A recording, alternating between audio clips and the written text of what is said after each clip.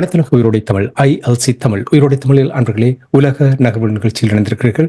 உலக நகர்வு நிகழ்ச்சியில் எங்களோடு பிரித்தானியாவிலிருந்து போரியல் ஆய்வாளர் அருஸ் அவர்கள் இணைந்து உலக நகர்வுகளை அவதானித்து உயிரோடை தமிழுக்கு எடுத்து வரும் நிகழ்ச்சியாக உலக நகர்வு நிகழ்ச்சி இடம்பெறுகிறது. இங்கே கலையத்தில் அரசு அவர்கள் இணைந்திருக்கின்றார். வணக்கம் அரசு அவர்களே. வணக்கம் ராஜாணி. அனைத்துலக உயிரோடை தமிழ் உறவுகளுக்கு அன்பு கலந்த வணக்கங்கள்.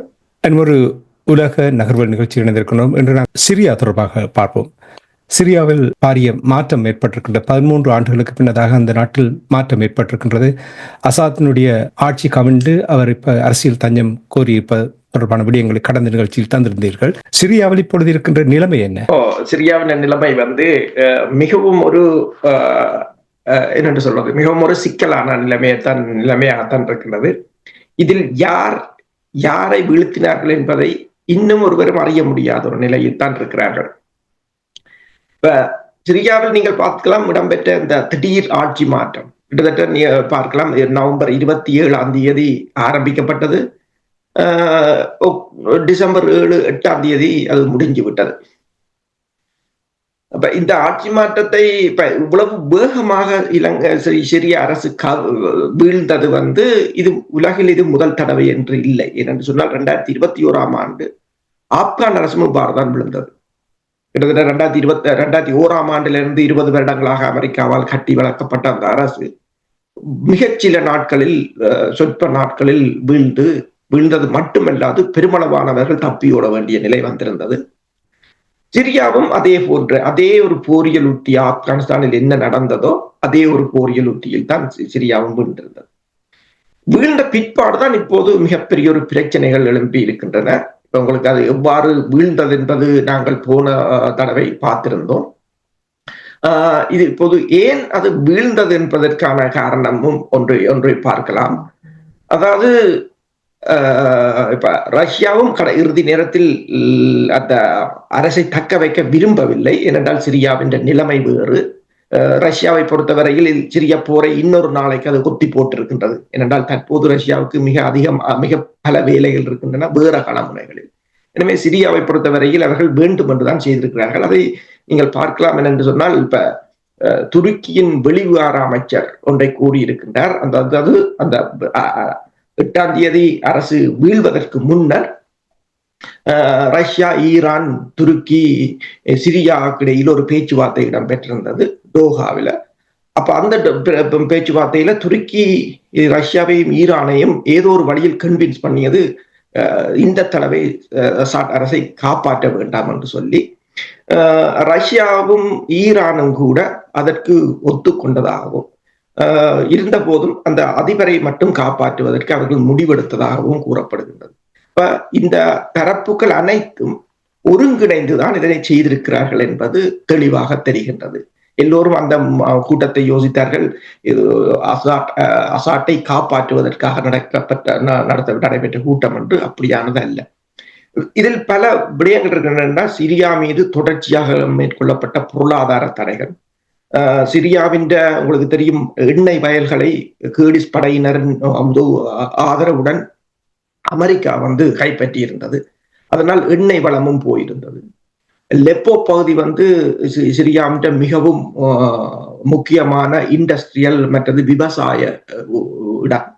அதுவும் மிக ஒரு 13 வருட உள்நாட்டு போரில் பாதிக்கப்பட்டிருந்தது. இப்ப சிரியாவுடன் வர்த்தகம் செய்வதற்கு எதுவுமே இல்லை. கிட்டத்தட்ட 90% மக்கள் அங்கு வறுமையில் தான் இருந்தார்கள். தலைநகரில் கூட 20 மணி நேர மின்சார தடை இருந்தது. இதற்கு நீங்கள் பார்க்கலாம். என்னென்றால் சிரியா எண்ணெய் வளம் செழித்த நாடு, ஆனால் அங்கு மின்சார தடை. அதே போல நீங்க பார்த்தீங்கன்னு சொன்னால் மின்சார கட்டணம் கூட 585% உயர்ந்திருந்தது. அப்ப அது 13 வருடம் நடந்த உள்நாட்டு போர்ல கிட்டத்தட்ட 5 லட்சம் மக்கள் கொல்லப்பட்டனர். 1.4 மில்லியன் மக்கள் வெளியேறினர். தற்போதைய சிரியாவின் சனத்தொகை கூட 20 மில்லியன் தான். இந்த இந்த பொருளாதார நெருக்கடியில சிக்கிய சிரியாவின் படையினருக்கான மாத சம்பளம் கூட $7 தான். ஒரு ஜெனரல் தர அதிகாரி வந்து $40 தான் எடுத்திருந்தார். ஆனால் இந்த HTS அமைப்பின் ஆயுததாரிகளுக்கு $2000 மாதம் வழங்கப்பட்டதாக சம்பளம் வழங்கப்பட்டது. அப்ப இந்த நிலைதான் சிரியாவின் 1,70,000 இராணுவத்தினரும் இறுதி நேரத்தில் கைவிட வேண்டிய நிலை. இதுவரையில் நடந்த விடயத்தை நீங்கள் கூறினீர்கள். இங்கிருந்து எவ்வாறு சிரியா என்ன விதமான ஆட்சி அமைக்க போகிறார்கள், யார் இதன் பின்னணியில் இருக்க போகிறார்? அதுதான் பிரச்சனை. என்று சொன்னால் இப்போ அவசரமாக அந்தோடி பிளிங்கன் அமெரிக்காவின் வெளிவார அமைச்சர் துருக்கிக்கு சென்றிருக்கிறார். அதே சமயம் அமெரிக்காவின் ஜெனரல் வந்து கேர்டிஸ் படையினரின் பகுதிக்கு அவசரமாக சென்றிருக்கின்றார். கேர்டிஸ் படையினருக்கும் HTS படையினருக்கும் இடையிலான மோதல்களும் ஆரம்பித்திருக்கின்றன. இப்ப சிரியாவை பொறுத்தவரையில் ஆப்கானிஸ்தானை போன்றது அல்ல அந்த நிலைமை. ஏனென்றால் சிரியா வந்து மிக சிக்கலான இனப்பிரிவுகளை கொண்ட ஒரு தேசம். அதாவது அந்த இனப்பிரிவுகளுக்கு இடையில் பல நாட்களாக முருகல் நிலைகளும் உள்ளன. இப்ப SNA என்ற அமைப்பு இருக்கின்றது, சிரிய தேசிய இராணுவம். அடுத்தது HTS என்று அமைப்பு இருக்கின்றது. இவர்கள் இலிப் பகுதியை தளமாக கொண்டவர்கள். இப்போது டமாகஸ் பகுதியையும் கைப்பற்றி இருக்கிறார்கள். அடுத்து வடகிழக்கு மற்றது அலவரைஸ் கடற்பகுதிகளை நீங்கள் பார்த்தீர்கள் என்று சொன்னால் அமெரிக்காவின் ஆதரவுடன் இயங்கும் கேர்டிஸ் படையினர் அங்கு பலமாக இருக்கின்றனர். ரூஸ் என்ற அமைப்பினர் வந்து தெற்கில் இருக்கின்றனர். அவர்கள் இஸ்ரேலின் ஆதரவுடன் இருக்கின்றனர். அமெரிக்காவின் ஆதரவுடன் இயங்கும் அல்லது ஈராக்குடன் ஆதரவுடன் இயங்கும் பல அமைப்புகளும் அங்கு இருக்கின்றன. ஈரானுடன் ஆதரவு இயங்கும் பல அமைப்புகளும் இருக்கின்றன. அதாவது அது மட்டுமல்லாது பாலவன பகுதிகளில் IS என்ற அமைப்பும் தற்போதும் இயங்கி வருகிறது. அதாவது கேர்னல் கடாபியின் வீழ்ச்சியை தொடர்ந்து அதாவது லிபியாவை எவ்வாறு அவர்களால் கட்டுப்பாட்டுக்குள் வைத்தால் அங்கு ஒரு நிலையான அரசை ஏற்படுத்த முடியாது. தற்போது அந்த நாடு பிரிவடைந்து ஒவ்வொரு பிரதேசங்களையும் ஒவ்வொரு போலோட்ஸ் என்று சொல்றது ஒவ்வொரு கட்டளை தளபதிகள் அதனை அந்த பிரதேசங்களை தங்கள் கட்டுப்பாட்டில் வைத்திருப்பது போலவே சிரியாவின் நிலைமையும் மாறப்போகிறதாகத்தான் தெரிகிறது.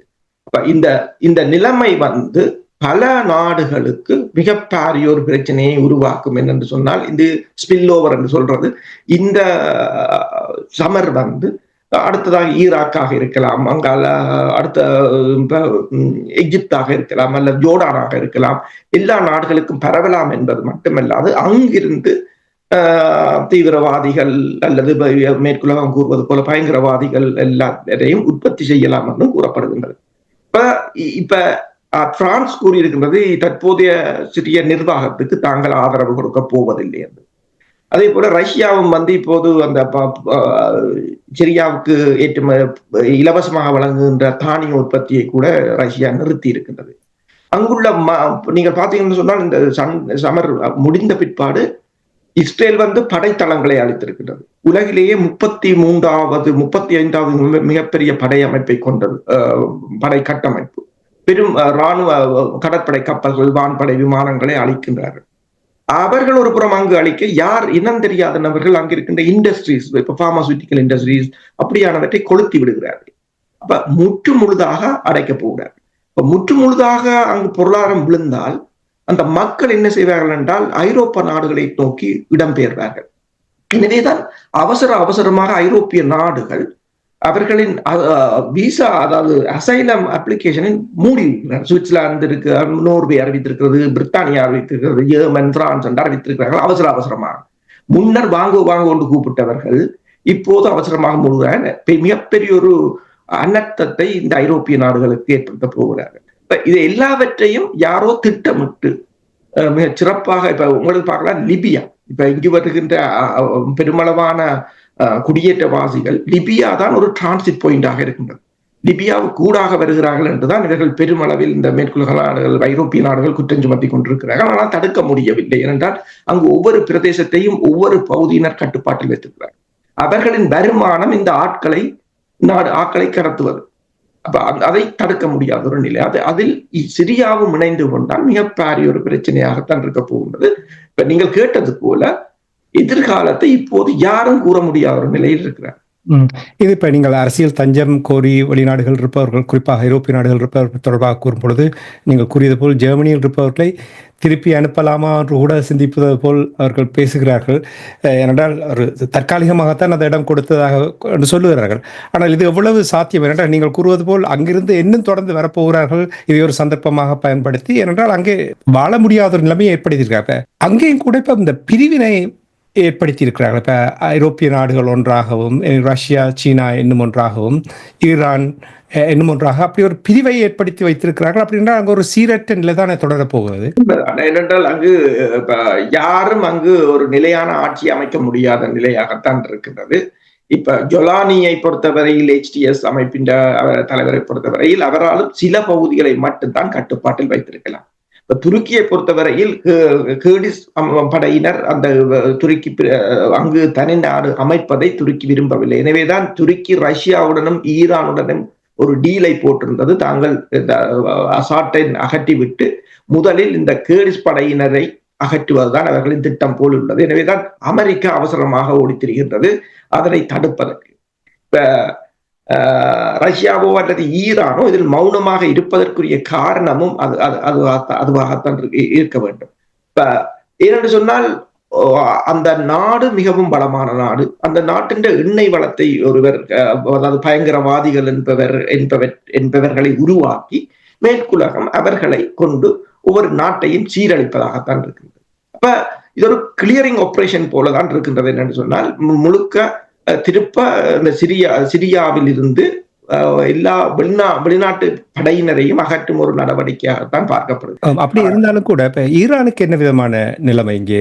ஈரான் சிரியாவை ஒரு தளமாக பயன்படுத்தி, உங்களுக்கு தெரியும், ஈரானுடைய அதிகாரிகள் அங்கே வைத்து கொல்லப்பட்டது இஸ்ரேலால். அப்ப ஈரானுக்கு இது ஒரு பெரிய ஒரு பின்னடைவாக பார்க்கப்படுகின்ற, குறிப்பாக அந்த பிராந்தியத்திற்கு இந்த ஈரானுடைய ஆதிக்கம் குறைய போகின்ற என்று நீங்கள் கருதுகிறீர்களா? ஈரானை பொறுத்தவரையில் சிரியாவை தனது நட்பு நாடாக மாற்றுவதற்கான மிக பாரிய ஒரு முயற்சியை ஏற்படுத்தி இருந்தது. ஈரான் சிரியாவை மட்டுமில்லை, ஈராக்கிலும் லெபனானிலும் தான் தனது ஆளுமையை பதிப்பதற்கு கடுமையாக முயற்சி செய்து கொண்டிருந்தது. எனவேதான் உங்களுக்கு தெரியும், 2020 ஈராக்கில் வைத்துத்தான் ஜெனரல் சொலாமனியை அமெரிக்காவின் உளவு விமானம் மூலம் படுகொலை செய்திருந்தார்கள்.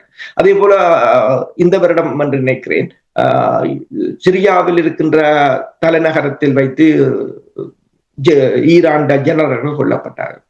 ஆனால் இது தொடர்பில் அந்த நிலைமை என்ன என்று சொன்னால், இப்ப சிரியாவை பொறுத்தவரையில் ஈரானுக்கு ஒன்று முக்கியமானது, ஹிஸ்புல்லாக்களுக்கான விநியோக பாதைக்கு சிரியா முக்கியமானதாக இருந்தது. ஆனால் பிரச்சனை என்னன்னு சொன்னால், இப்ப சிரியாவின் இலிப்பகுதியில் ஒரு அசாதாரணமான நடமாட்டங்கள் இடம்பெறுவதாகவும், ஒரு மிகப்பெரிய தாக்குதல் இடம்பெறலாம் என்றும் ஈரான் மற்றும் ரஷ்யா கடந்த 3 மாதங்களுக்கு முன்னர் சிரியாவை எச்சரித்ததாக ஜெனரல் அமீர் ஹசன் நஸ்ரி தெரிவித்திருக்கிறார். அப்ப அதனை சிரிய அதிபர் புறந்தள்ளி இருக்கிறார்.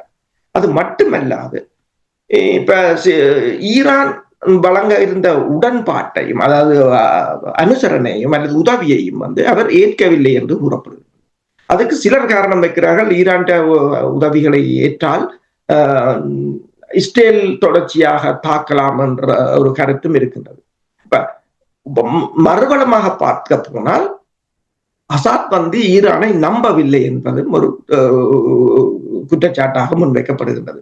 இப்ப 2015 அவர்கள் வழங்கிய உதவியை தற்போது அவர் நிறுத்தியது என்னென்று சொன்னால், அங்கு ஒரு அரசியல், அதாவது அதிகார பரவலாக்களை கொண்டு அரசியல் சுமூக நிலையை ஏற்படுத்தி சிரியாவை ஒருங்கிணைப்பதற்கு அசாட் விரும்பவில்லை என்று கூறப்படுகிறது.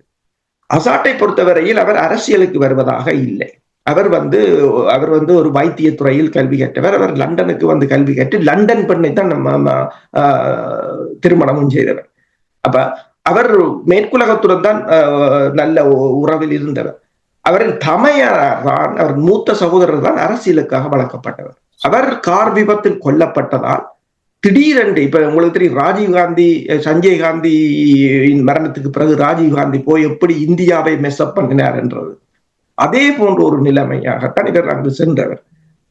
அந்த நிலைமையில் அவரால் அந்த பிராந்திய நாடுகளை ஒருங்கிணைக்க முடியாமல் போய்விட்டது. உதாரணமாக என்ன கூறுகிறார்கள் என்று சொன்னால், அவர் வைத்தியத்துறையை படித்தாரே தவிர ஜியோ பொலிட்டிக்ஸை படிக்கவில்லை என்றுதான் கூறுகிறார்கள். உண்மைதான். இந்த பிராந்தியம் ஒரு சீரற்ற நிலையை எதிர்நோக்குன்றது என்றதை அவதானிக்கக்கூடியதாக இருக்கின்றது. உங்களுக்கு தெரியும், ஈராக், ஈரான், பலஸ்தீனியம், லெபனான், இவை எல்லாமே தொடர்ச்சியாக அங்கே போர் நிலைமைதான் சூழ்ந்து கொண்டே இருக்க போன்றது. எவ்வளவு காலத்துக்கு ஈடுபட போன்றதோ தெரியவில்லை. உலக நகர்வல் நிகழ்ச்சியில் இணைந்து சிரியாவுடைய நிலைப்பாடு தொடர்பாக உயிருடைய தமிழ் உறவுகளுக்கு எடுத்து வந்தமைக்காக உயிருடைய தமிழ் அன்பர்கள் சார்பாக நன்றியை கூறிக்கொண்டு இன்னும் ஒரு நிகழ்ச்சியில் இணைந்திருப்போம். அதுவரைக்கும் நன்றி, வணக்கம் அரசு அவர்களே. நன்றி.